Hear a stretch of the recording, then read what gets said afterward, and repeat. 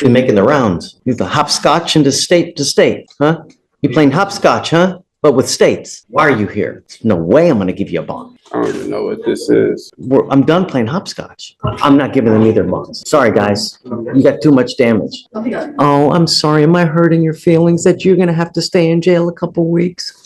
Sorry. Bye-bye bond. With all the baggage you got. All right, pause right here because this is where you realize we're not watching a normal bond hearing.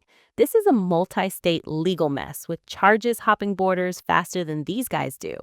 Judges hate uncertainty, and when defendants show up with half-explained warrants from 3 different states, that's already strike one. Question for you. If you're the judge, do you give them the benefit of the doubt or assume the paperwork chaos is hiding something worse? Mr. Williams and Mr. Loving, Carl's right here, and Amy's on her way up. Loving has a girlfriend in court today. I've spoken to his mother, and she's willing and able to post bond for him. He does not have any pending cases, doesn't have any prior criminal history. He has been arrested before in North Carolina, but that case was dismissed per him. You're making the rounds. You're the hopscotch into state to state, huh?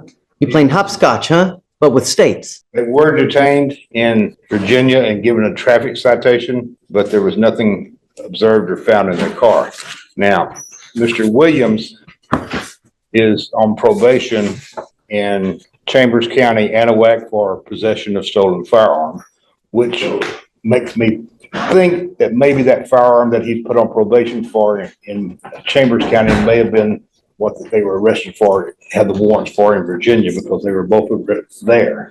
But he's on probation. That's just surmise, because it's the only thing that makes sense. But in any event, both of them are willing or requesting bond. Okay. And they're both from Houston. They have ties to the community. And the question is, why are they in Houston? Order in the court. Why are you here? Why are you not in the respective state that you're wanted from? We didn't know we had a warrant. These are rhetorical questions. I'm not asking you to answer this now. See, guys, I've never met you before. I don't know you. The only way I get to know you guys is how you look on paper. Anything that you tell me is going to go, anything that you tell me or you tell me is going to go in this ear and it's going to go out that ear, because whenever anybody gets here in front of me, it's all little bunnies jumping in the woods. But then when you get out the door, you turn into a different person. I don't know you. So that's why I asked Amy to tell me about you guys, to see where are you from, how long have the warrants been outstanding, what are the warrants for, and are you a dangerous person? Because that to me is the most important thing. Are you a dangerous person, or are you going to mess with my city? Because if you are, I'm just going to keep you in custody. So you are Mr. Lovings. That's me. You were Lovings. Okay. And you were Mr. Williams. Got it. All right. So Mr. Lovings does not have any prior criminal history, no prior convictions, not on probation. So Lovings is wanted out of Virginia for theft of a firearm. Yes, he also had some North Carolina history. They had concerns that it's actually a warrant as opposed to just being an arrest and dismissal. In our system, we only see the booked arrest. So if there is a warrant, we're asking for no bond. If there's no warrant, if you don't know, then I'm not prepared to do anything until you guys know exactly what's going on in North Carolina. I mean, is there a warrant? Is he on probation? What? Until we have some kind of certainty. If you're not sure, then I'm not ready to do anything. And I need to know everything that's out there. You know, if you're on probation, is there a warrant out there? Does this case originate out there and you got caught somewhere else? I don't know. So until we're able to find that out, you know, we can do this quick. It doesn't take a long time. You know, it's not like we're going to reset this a week or 2 weeks to get this stuff done. We can try to get it done later today. If not, we can roll it tomorrow. Roll it to tomorrow, Judge? Yeah, to give them enough time to reach out to North Carolina to figure out what's going on, because I want them, and I need to be 100% certain what's going on with you guys. If you have multiple warrants in multiple jurisdictions, there's no way I'm going to give you a bond. And that's what I need to know. Now you, Mr. Williams, what kind of criminal history, Amy, does Mr. Williams have? Most recently, he was put on a deferred for state jail theft out of the 262nd. And that's the one in Anahuac? No, that's not 262nd. Here, also had a. What are we talking about? Is it Keith Trick?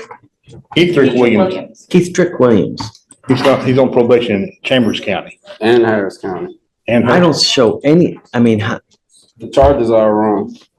We never got arrested in Virginia. We got arrested in North Carolina.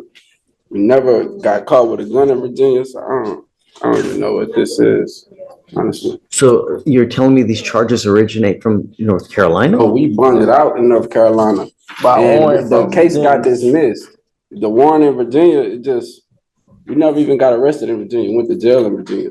So here's what probably, in my guess, what probably happened is they issued a warrant in Virginia. For somehow, some way, you got picked up in North Carolina. They gave you a bond. And then when they gave you that bond in North Carolina, they said, hey, guys, you need to go turn yourself in to wherever you're wanted from to take care of that. Not at that time, we didn't have the warrants. The warrants for Virginia just came last week. We went to jail in North Carolina July 12th. Conspiracy. Yeah, Okay. but the case got Conspiracy. dismissed. Yeah, it got dismissed. Dismissed. We didn't have to, they dismissed the case. Conspiracy to. Judge, just, if it makes more sense, like you said earlier, just to roll it till tomorrow, give the district attorney an opportunity to. Yeah, I think we're just not ready to make a decision at this time, guys. We need to know more information. I'm not gonna, And they say they were dismissed, but I think Amy needs to verify it, or Kim needs to verify that the case in North Carolina actually was dismissed. guys, you gotta understand also, if you're picking This moment matters more than it sounds. When a judge says, no way I'm giving you bond, it's not punishment, it's risk management. Multiple jurisdictions, probation status, and unclear warrants trigger one big legal red flag: flight risk. Until every state confirms what's active and what's dismissed, releasing them would be gambling with public safety, and judges don't roll dice in bond court. Do you think this delay is cautious or already a quiet verdict? up different cases in different states, the likelihood of me giving you a bond is probably slim. I mean, I'm not going to let you just keep continuing to pick up cases in different, like I said, hopscotching from North Carolina, Mississippi, Alabama, Texas. It stops. I'm done playing hopscotch. So let's figure out what's going on. Let's roll it to tomorrow, and then we'll see. Thank you, Judge. Okay. Mr. Williams and Lovins, your honor again. Good morning, guys. You said from yesterday. Yes, I remember. Amy verified that the cases in North Carolina were dismissed. They do not have the pending cases in North Carolina. They both have cases pending in Virginia. Okay. With regards to, So again, this is Lovings, and that's Williams. Lovings.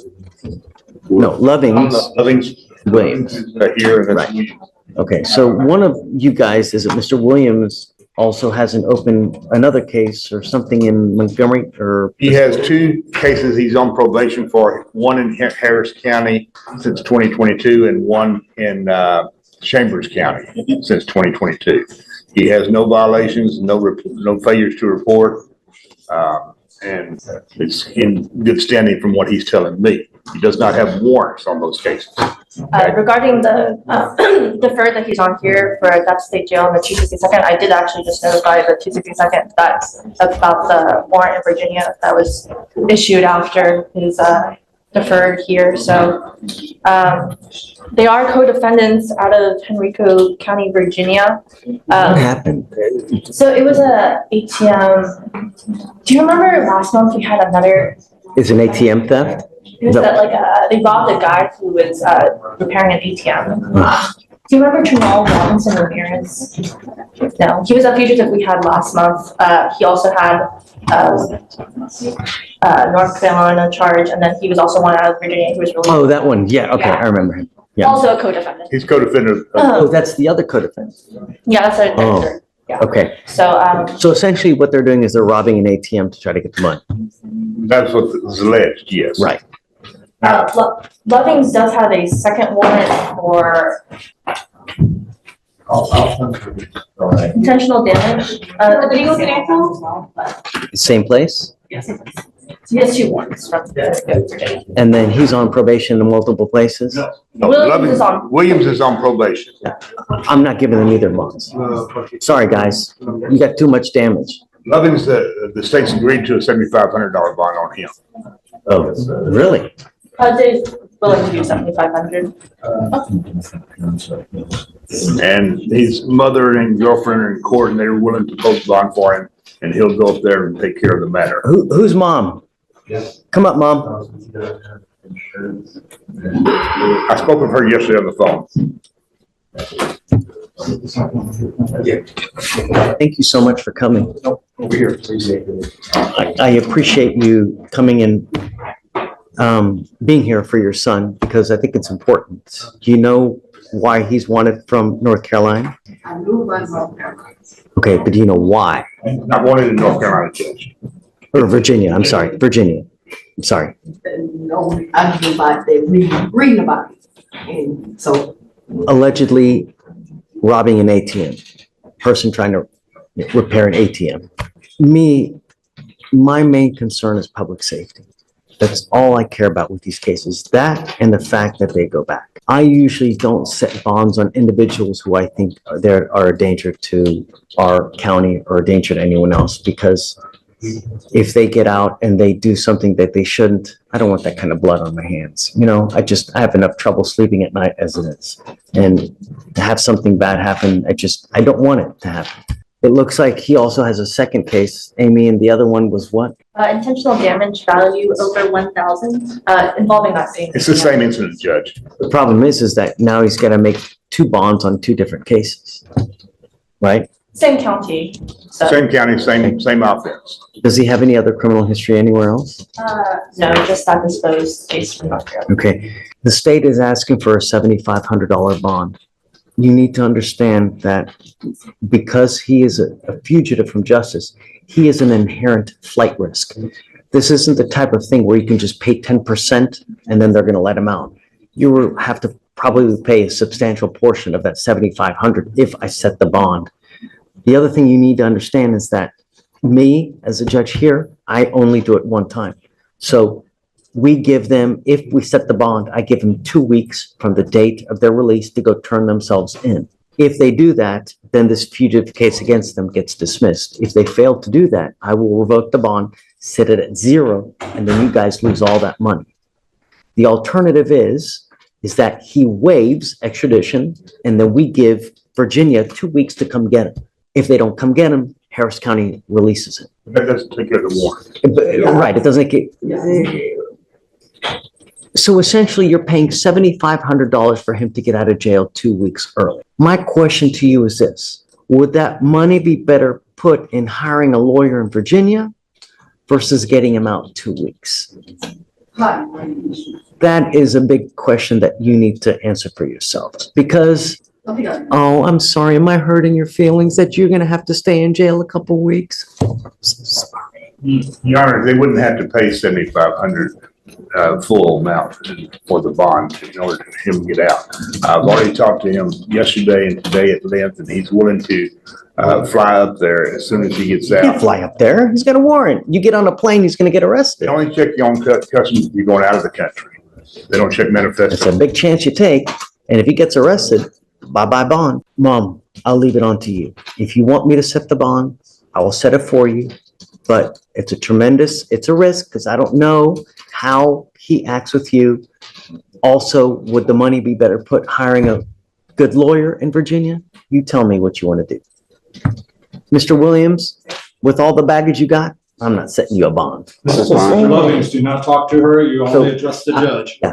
I will let you guys talk about it. If you want me to set the bond, I will. I'm happy that you're here, but understand that if he takes off, it's a lot of money you got riding. Whereas now, I will give him a free trip to Virginia. You don't have to pay a dime.